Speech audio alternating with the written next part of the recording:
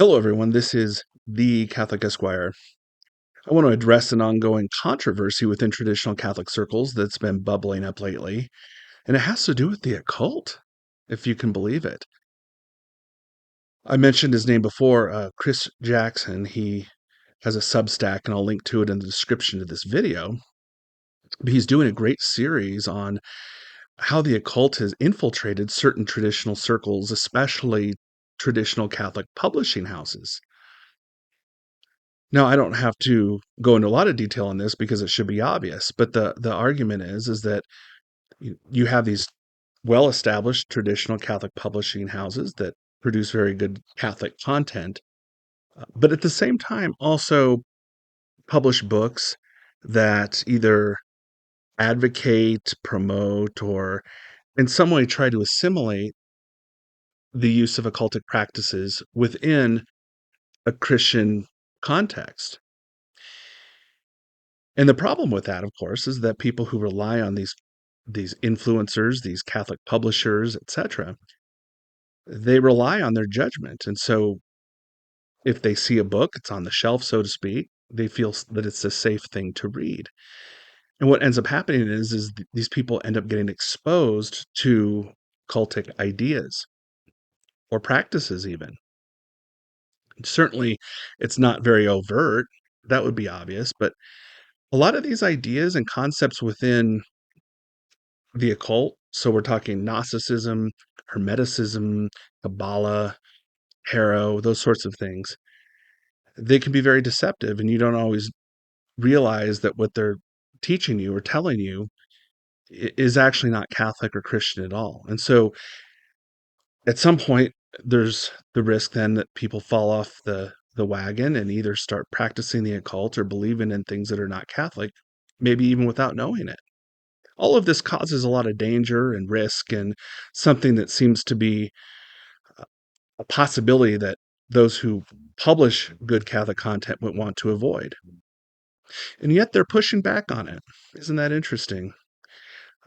It's something that's been under the radar for quite a while, and quite frankly, this series in the Chris Jackson Substack has been quite eye-opening for me. I didn't realize a lot of this either myself. It's disturbing and shocking. Now, a lot of this surrounds the publication of a book entitled Mysticism, Magic, and Monasteries, written by Dr. Sebastian Morello. Dr. Morello is a philosopher. He's a very smart man. You can tell if you've ever listened to him. He talks at a very high level. Sometimes I think to his detriment because he speaks at such a high level all the time that's a little hard to understand what he's actually trying to say. And I think that was part of the problem with this book. But at the end of the day, even if you just read his defenses of his own book on this stuff, at the end of the day, we still have a problem. And I'll show you what I mean by that. I have no doubt Dr. Morello and many others who perhaps utilize occultic ideas and practices in their work in order to promote Christian thought and spirituality. I have no doubt they are faithful, believing Catholics, that they believe all the dogmas and doctrines, and that they do not promote black magic or the use of the occult practices in a way that's condemned by the church. I don't doubt that. But when you clear away all the fluff, which sometimes has to happen with these things, when people start arguing back and forth and creating all these straw men and argument, all these things, when you clear all of it away, at the end of the day, I think Dr. Merlo still has a problem here. So let me tell you what I mean. I'm going to read a paragraph of his. I have not read the book, to be fair, but I have read his defenses of his book in response to other critics. And what he says, I'm going to read directly from one of his own arguments in defense of his work, explaining what he means about the need to follow or at least become aware of or learn about certain occult practices, especially Hermeticism. He says the following quote: in Mysticism, Magic, and Monasteries, I develop an extended argument for why Christianity is better understood as liturgical, sacramental, existential, transformative, and thus, in essence, mystical, rather than exclusively or predominantly propositional. My argument is that Hermeticism, with its traditional connection to the Neoplatonic ontology so treasured by many church fathers, offers a way to analyze the hierarchical structure of creation per se, as well as natural religion specifically. That does not mean that nature is identical to what comes by way of supernature. Rather, following the ancient tradition of the church, I claim that it is possible to show how, despite nature's fallen condition, there is nonetheless a connaturality of the natural with the supernatural, which we ought to expect if we really believe that the latter is God sharing his own divine life with the former in order to redeem it.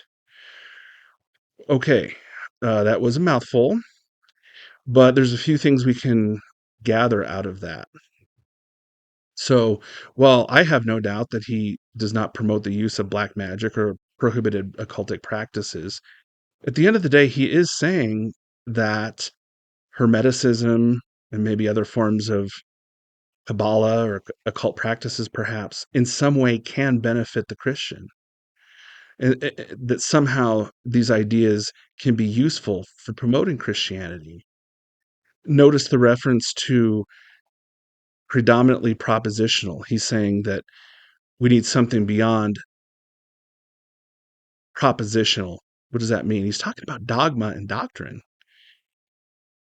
That we propose to others when we're evangelizing that they believe our doctrines and our dogmas because it's the truth. And he's saying, well, we need to we need to trigger people's imagination and enchant them in such a way that they want to make that connection with God in such a way that it's attractive to them. So that will help. In that sense, it helps Christianity, and we can learn from Hermeticism or other practices, pagan practices, that how to do those things and really tap into people's imagination in order to do that. But do you see the problem with that, my friends? The problem is with that argument, and just using the argument based on his own defense of the book here. The problem with that is it assumes there's something lacking within Catholic tradition itself. How do we connect to God? Well, the way to connect to God is by and through our Lord Jesus Christ as the one mediator. Dr. Morello does not deny that. But how do we access the grace that Christ offers us? Through the sacraments. Dr. Morello does not deny that. That's fine. But the church already teaches what sacramentality is. We have centuries upon centuries of teaching on that. The church has addressed this. The church teaches that. There's plenty of saints out there that talk about it and then inspire people to want to receive that grace and ultimately salvation. That already exists. There isn't a gap that needs to be filled by some ancient pagan ideas that have been essentially condemned multiple times, even back to the time of St. Augustine, who condemned, for example, Hermeticism. So there's no need for that. So why are we even opening that door? Why would you even write a book like this?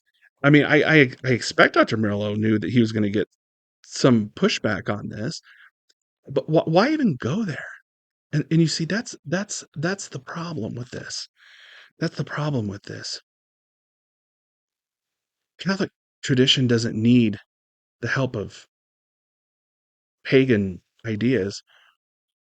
What we need to do, what we need to do is, yes, teach the truths, teach the doctrines, and teach the dogmas in such a way.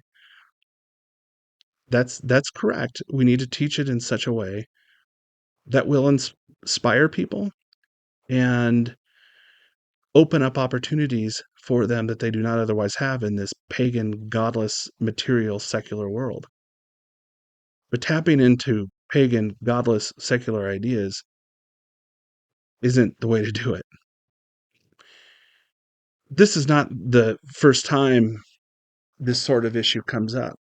I see it all the time, especially in conservative Catholic circles, where there's this idea that, well, we can learn from Protestants to understand the Bible. We can, these guys over at the Augustine Institute, they hobnob with all the Protestant biblical scholars, and they claim how smart they are, and they learn so much from all these Protestants, and then write their books, you know, using the research that Protestants do.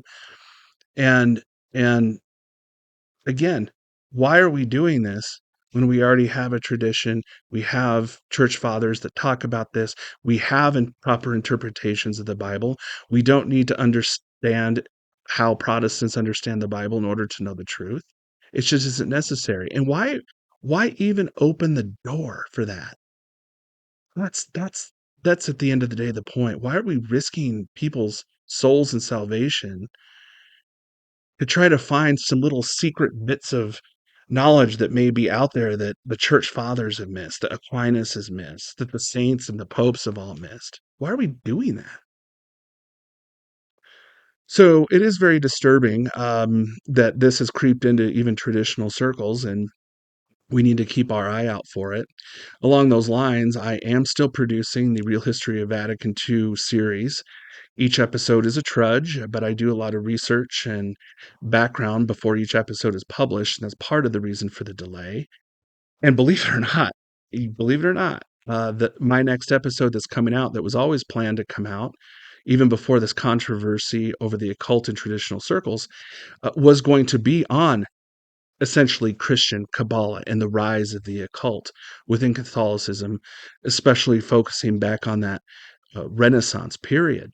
So, if you're interested to see how these ideas of Kabbalah and the occult started to get injected into Christian thought, it was quite early on, and it was ultimately rejected, of course, by the church. And yet it still raises its ugly head to this day by people who are looking for other ways, maybe, to tap into God and knowledge of God. So we have to be watch out for that. So if you're interested in that, please check out the episode. It should drop in the next couple days. It's just taking forever to do these these publications, but I'm working on it. If this video is useful, please share it, subscribe to the channel, and like the video. All those things help. And feel free to comment in the comment section. I do try to respond as much as I can to those comments. I appreciate them and learn from them as well. Pray for Holy Mother Church. Pray for the restoration of the traditional Latin Mass. And God bless.